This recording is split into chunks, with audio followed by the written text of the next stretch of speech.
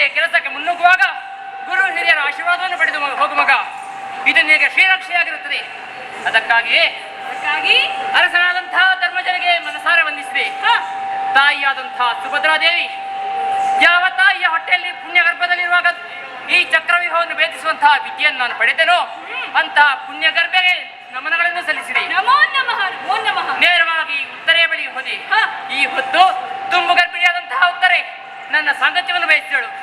ಆದರೆ ನನ್ನ ಜೀವನದ ಉದ್ದೇಶವನ್ನು ತಿಳಿದಂತಹ ಆಕೆ ಗಂಡನ ಮುನ್ನಡೆಯಲ್ಲಿ ತಾನು ತೊಂದರೆ ಆಗಬಾರದು ಎನ್ನುವ ಉದ್ದೇಶಕ್ಕೆ ಮಂಗಳ ಜ್ಯೋತಿಯನ್ನು ಬೆಳಗಿ ಕಳುಹಿಸಿಕೊಟ್ಟಳು. ಆಕೆ ವೀರ ವನಿತೆ ನೋಡು. ಇಂತಹ ವೀರ ವನಿತೆ ನಮ್ಮ ನಾಡಲ್ಲಿದ್ದರೆ ದೇಶ ಅದೆಷ್ಟು ಉದ್ಧಾರವಾದಿತು ಹೇಳು. ಹೌದು, ಎಲ್ಲರನ್ನೂ ಸಾಂತ್ವನಗೊಳಿಸಿ ಪೂರ್ಣ ನನ್ನ ಗೆಳೆಯ ಒಂದು ಬಳಗಕ್ಕೆ ಮಿತ್ರ ಸಮಾಜಕ್ಕೆ ವಂದಿಸಿ ಏರಳು ರಥಕ್ಕೆ. ಹಾಗಾದರೆ ಇನ್ನು ತಡ ಮಾಡುವುದು ಸರಿಯಲ್ಲ, ಏರು ರಥಕ್ಕೆ.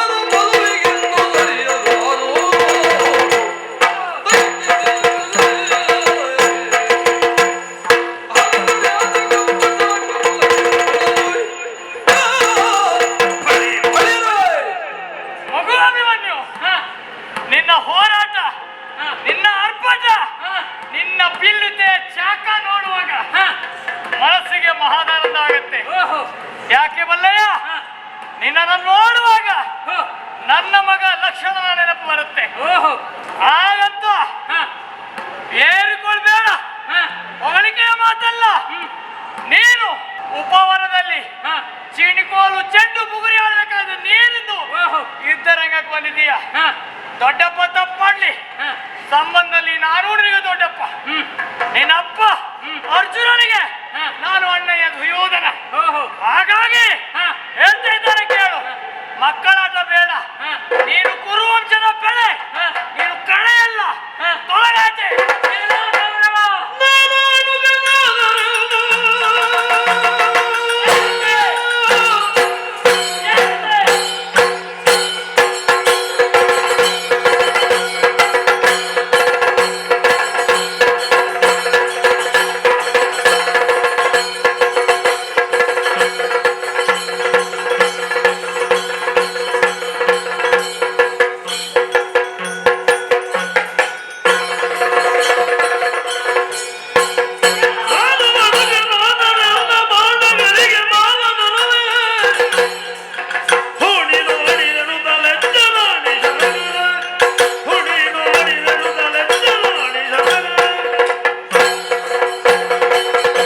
ಏನೋ ಗೌರವ.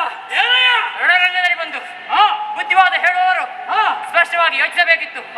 ತಾವು ಮಾಡುವ ಕೆಲಸ ಸರಿಯೇ ತಪ್ಪೇ ಎಂಬುದನ್ನು.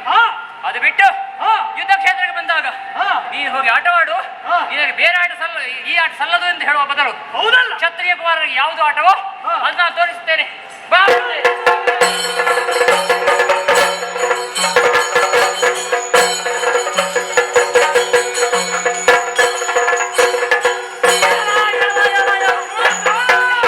ಏನೋ ಗೌರವ. ನಮ್ಮ ದುಶ್ಯಾಸನ ಏನೋ ಗೌರವ. ಗುರು ದ್ರೋಣ. ಯಾವ ಹೆಣ್ಣಿಗೆ ಈ ಬಣ್ಣ ಭೂಮಿಯಲ್ಲಿ ಮಾಡಿದೆಯೋ ಸರಿ, ಸರಿ.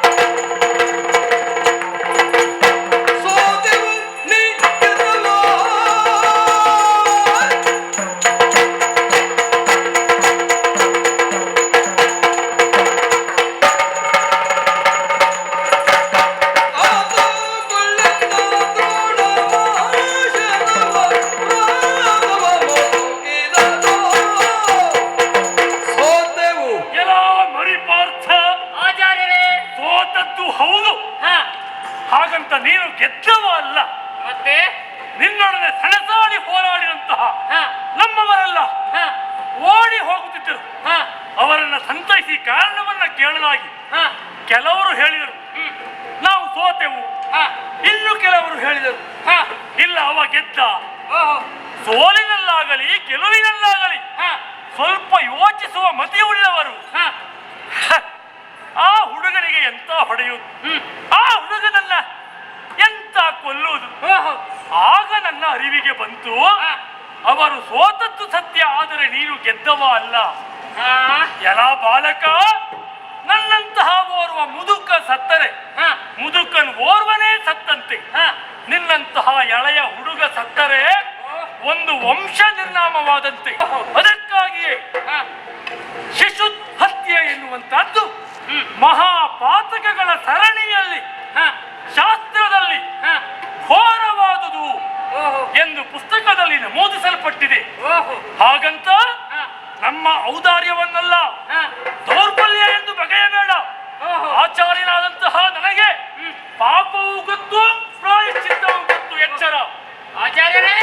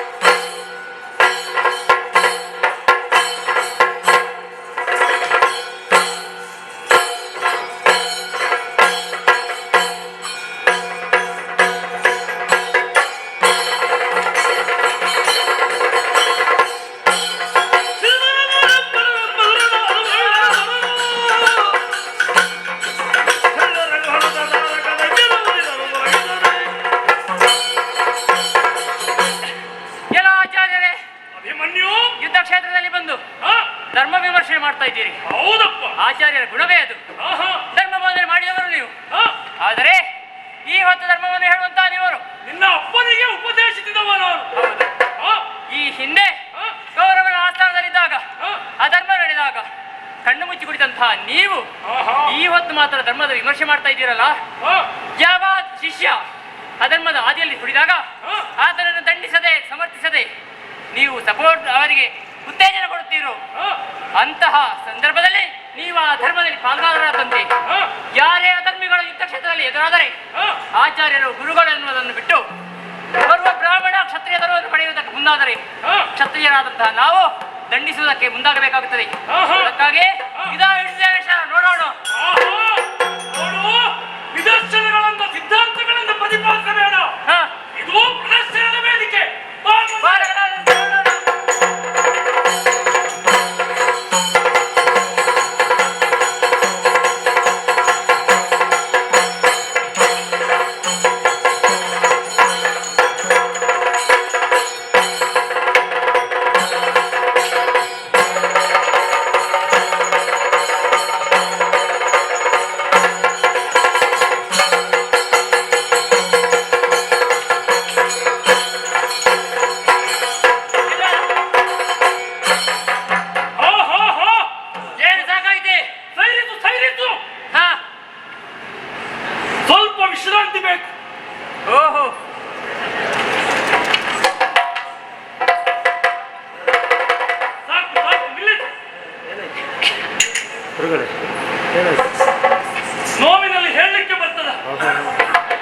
ಏನಾಯ್ತು? ಅಪ್ಪೋ, ಈ ಹುಡುಗನ ಚಾಣಾಕ್ಷತನವೇ ಹೇಗೆ ನನಗೆ ಛಾತ್ರತ್ವ ಮರೆತು ಹೋಯಿತೆ. ಬಿಲ್ಲಾಜಲ ಬಿಲ್ ವಿದ್ಯೆಯು ಮರೆತು ಹೋಯಿತೆ.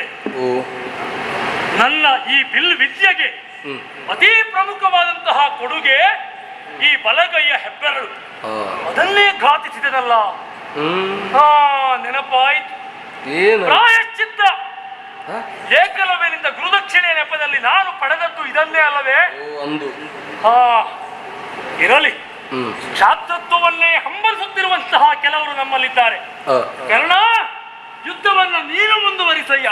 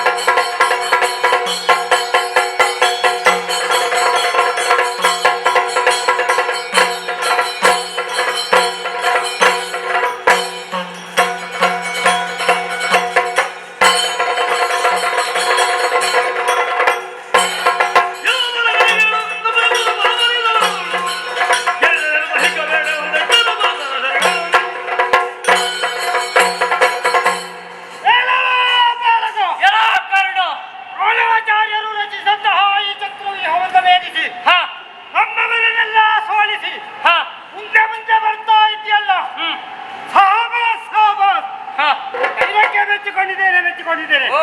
ಆದರೆ ಹೆಚ್ಚು ಬೀಗ ಬೇಡ. ನಿನ್ನ ಎದುರು ಬಂದು ನಿಂತವ ಯಾರಂತ ಬೇಡಿ. ವೃಷಭಧ್ವಜ ಮಹಾರಥಿ ಕರ್ಣ ಎಲ್ಲ ಅಂತವಲ್ಲ ಇವ. ಅವ ಪರಾಕ್ರಮಿ. ಆದ್ದರಿಂದ ಹೊಲ್ಲ ಮಾತಲ್ಲಿ ಹೇಳ್ತಾ ಇದ್ದೇನೆ, ಅವ ಬಾಲಕ ಈ ಯುದ್ಧದ ಉಚ್ಚತೆ ಬಿಟ್ಟು ಬದುಕಬೇಕೆಂಬ ಆಸೆ ಇದ್ದರೆ ವೃಷಭಧ್ವಜ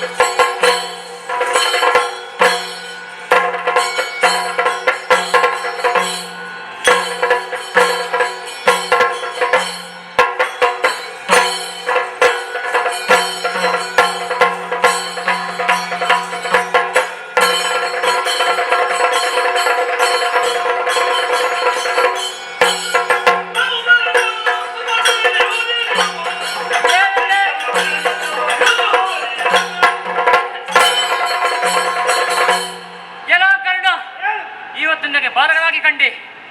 ಶಂಬರ್ನನ್ನು ಕೊಂದಂತಹ ಮದನ, ಈ ಹಿಂದೆ ತಾರಕನನ್ನು ಕೊಂದಂತಹ ಸುಬ್ರಹ್ಮಣ್ಯ, ಅವರೆಲ್ಲರೂ ಬಾಲಕರು. ಅವರು ತಮ್ಮ ಪ್ರತಿಭೆಯನ್ನು ಬೀರಿದ್ದಾರೆ, ಪ್ರದರ್ಶಿಸಿದ್ದಾರೆ. ಈ ಹೊತ್ತು ನಿಮ್ಮಂತವರಿಗೆ ನಾನೇ ಸಾಕು. ನನ್ನನ್ನು ಗೆದ್ದ ನಂತರ ಅರ್ಜುನನ ಎದುರಿಸುವಂತೆ ನೋಡೋಣ ಬಾ ಮುಂದೆ.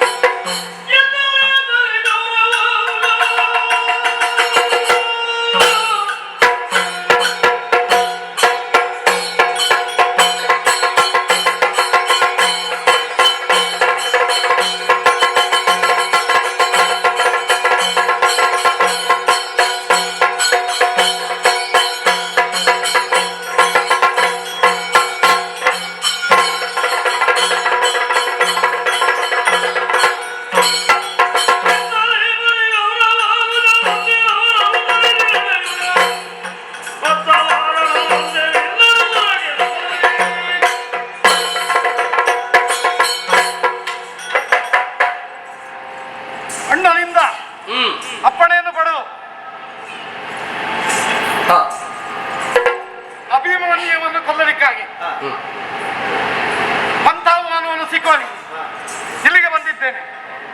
ನಾನು ದುಶ್ಯಾಸನ, ನಿಮಗೆಲ್ಲ ಗೊತ್ತಿರಬಹುದು. ಭೀಷ್ಮಾಚಾರ್ಯರು 8 ದಿನ ಯುದ್ಧ ಮಾಡಿ ತಾನು ಸೇನಾಧಿಪತಿಯಾಗಿ ದಿನಕ್ಕೆ 10,000 ಜನರನ್ನು ಕೊಲ್ತಾ ಇದ್ದರು. ಕೊಂದದ್ದು ಯಾರನ್ನವರು? ಪಾಂಡವರನ್ನಲ್ಲ, ಹಿಂದೆ ಇರುವ ಸೈನಿಕರನ್ನು. ನೋಡಿ, ಸೈನಿಕರೆಲ್ಲ ಕಮ್ಮಿ ಆಗಿದ್ದಾರೆ ಈಗ. ಆದರೆ ಆನಂತರ ನಮ್ಮ ಗುರುಗಳಾದ ದ್ರೋಣಾಚಾರ್ಯರು ಸೇನಾಧಿಪತ್ಯವನ್ನು ವಹಿಸಿಕೊಂಡು ನಮ್ಮ ಶಿಷ್ಯರ ವಿರುದ್ಧ ಯುದ್ಧ ಮಾಡ್ತಾರೆ. ಹೇಗೆ ತಾನೇ ನನ್ನ ಅಣ್ಣ ದುರ್ಯೋಧನ ದ್ರೋಣಾಚಾರ್ಯರನ್ನು ಸೇನಾಪತಿಯಾಗಿ ಮಾಡಿದ ಅಂತ ನಂಗೆ ಗೊತ್ತಾಗ್ತಾ ಇದೆ. ಈಗ ಅವನಿಗೆ ಅರ್ಥ ಆಗಿದೆ, ಯುದ್ಧದಲ್ಲಿ ಸೋತಿದ್ದಾನೆ, ಈಗ ನನಗೆ ಕಪ್ಪಗೊಟ್ಟಿದ್ದಾನೆ. ಹೋಗು ತಮ್ಮ, ಯುದ್ಧ ಮಾಡು, ಆ ಹುಡುಗನನ್ನು ಸೋಲಿಸು. ಹುಡುಗನೇನೋ ಸಣ್ಣವ ಅಭಿಮನ್ಯು, ಆದರೆ ಮದುವೆ ಆಗಿದೆ ಅವನಿಗೆ, ಮನೆಯಲ್ಲಿ ಇರ್ಬೋದಾಗಿತ್ತವ. ನನ್ನಂತಹ ಬಿಸಿ ರಕ್ತದ ರಾಜನ ತಮ್ಮನನ್ನು ಎದುರಿಸಲಿಕ್ಕೆ ಬಂದಿದ್ದಾನೆ. ನಾನು ಅವನು ಬಿಡ್ತೇನೆ.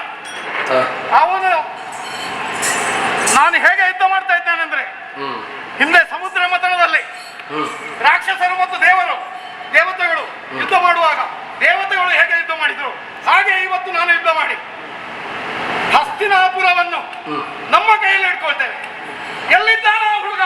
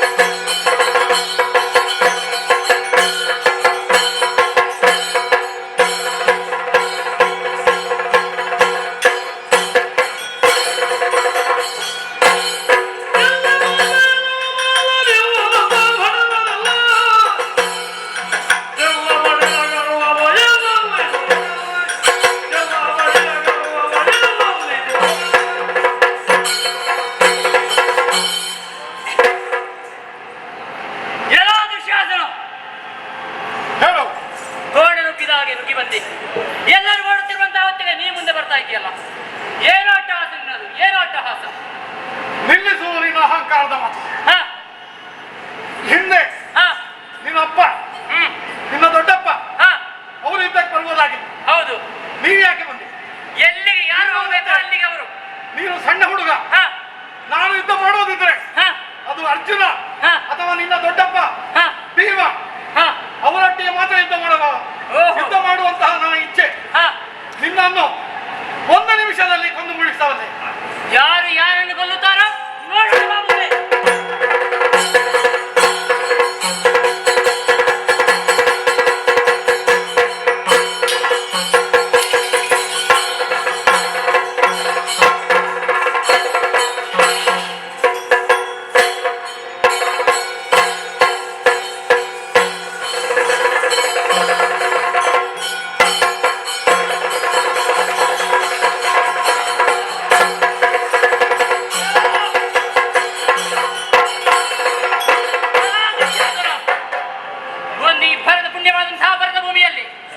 ಪೂಜ್ಯವಾದಂತಹ ಹೆಣ್ಣೊಬ್ಬರ ಸೆರಗಿಗೆ ಕೈ ಹಾಕಿದೆ ಅಂತಾದರೆ ನಿನಗೆ ಯಾವ ಸ್ಥಿತಿ ಬರುತ್ತದೆ ಎಂಬುದನ್ನು ನೀನಿಲ್ಲಿ ನೋಡು.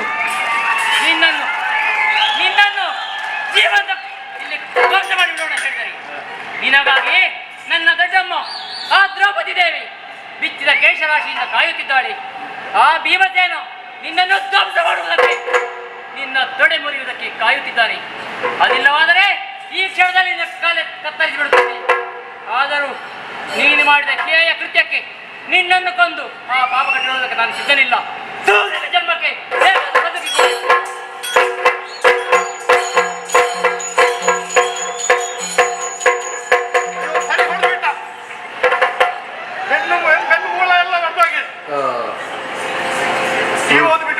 ಯಾಕೆಂದ್ರೆ ಅವತ್ತು ಭೀಮ ಒಂದು ಶಪಥ ಮಾಡಿದ್ದ, ನನ್ನ ಅವನನ್ನು ಒಂದು ಕೈ ನೋಡ್ಕೊಳ್ತೇನೆ ಅಂತ.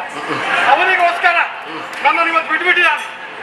ಅದಕ್ಕಿದ್ರೆ ಎಲ್ಲಾದ್ರೂ ಬೇಡಿ ತಿಂದೆ. ಇವತ್ತು ಏನೋ ಒಂದು ತಪ್ಪಿಸ್ಕೊಂಡು ಬಿಡ್ತೇನೆ. ಮುಂದೆ ನೋಡುವ.